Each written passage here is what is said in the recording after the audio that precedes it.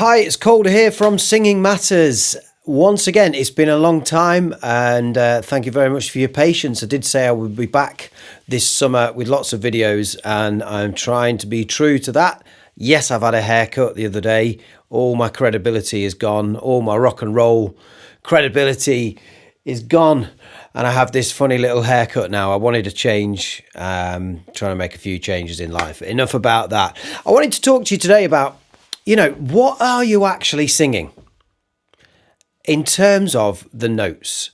When you learn a song, I find it quite surprising how often you have to point out to students to really look at the details of a melody and actually break down the intervals that you're trying to sing and to really hear every little detail of the melody instead of just guessing at it. A lot of people just throw themselves at it. We kind of sing with feel and emotion.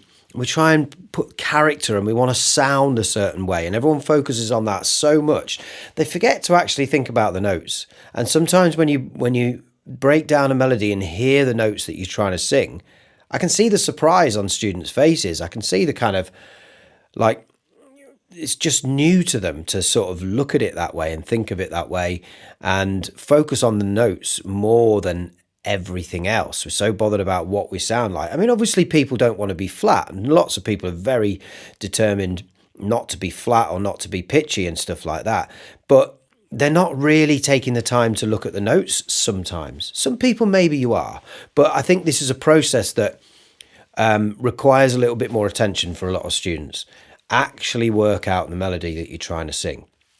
Slow it down and hear it on another instrument. So some of you may not have another instrument at your disposal or be able to play one, and you may have a hindrance there in working out what you're trying to sing and working out the notes. Maybe that's something you could think about. Get a cheap MIDI keyboard and just plonk about on the keys, hearing what the singer is doing in a more precise detail. Because when you apply it to another instrument, the voice is much more variable. Kind of, I don't know, we have vibrato, and there's more movement perhaps in the voice than there is in other instruments. I mean, definitely, you hit a piano, you've got one note. It's very precise. It's got an attack. It's ding, it's on the note.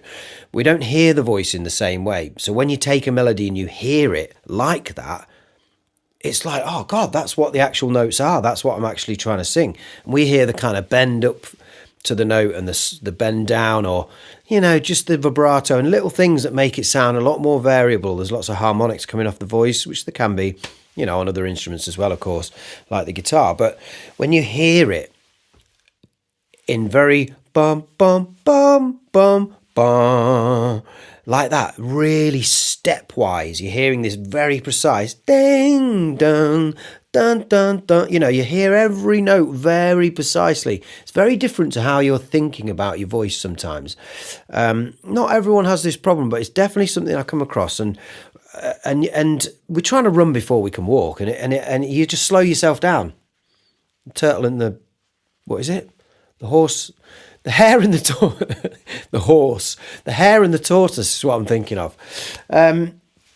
So just slow it down and try and break down the melody in very precise details and hear what those intervals are that you're trying to sing. And suddenly you're approaching everything completely differently, and you're not just focused on style and sound, and even when you think you're trying not to be pitchy and you're focused on the notes, you might be missing some of the little passing notes in between, the little run down the scale, the little kind of nuances of the melody that make it more precise and accurate. So, don't know, what can I do? If I was to take, I'm going to use one of my songs so I don't get any copyright problems, because I'm not used to how to do that quite yet on YouTube, and I have had one where it didn't allow me to get the monetization for it. If I take one of my songs that I've just recently written, in fact, I think it's written. Have I got to change one of the verses? I think I'm changing one of the verses lyrically. But anyway, if I just sang a little bit of this. Feels like the dead of the night, still the coffee is pouring strong. What am I actually singing? I haven't done this until I'm just literally doing this on the fly for you now. So I'm having to really think about what the scale, where I'm here. Feels like the dead of the night. So hearing that on the guitar makes it a lot more obvious.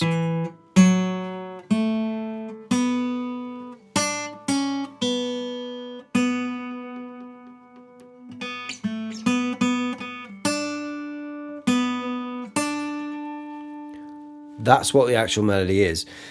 Feels like the dead of the night, still the coffee's pouring strong.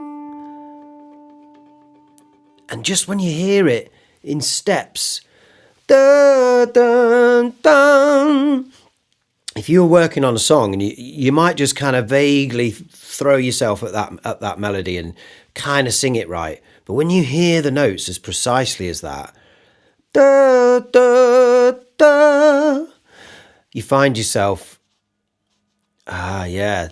really focusing on that interval and getting it much more accurately. It's a very simple little example. I think people miss this a lot as a teacher. They kind of want to run before they can walk. They find this sort of stuff a little bit boring or a little bit anal or whatever it is that puts them off. But you're a musician. You've got to treat it like an instrument properly like that. Just because it's the voice does not mean it needs to, be accurate and understand the intervals and the notes that you're trying to pitch. You don't have the benefit of precise notes like you have on a fretboard or on a keyboard. Your voice is much more able to be variable and to waver on and off the note.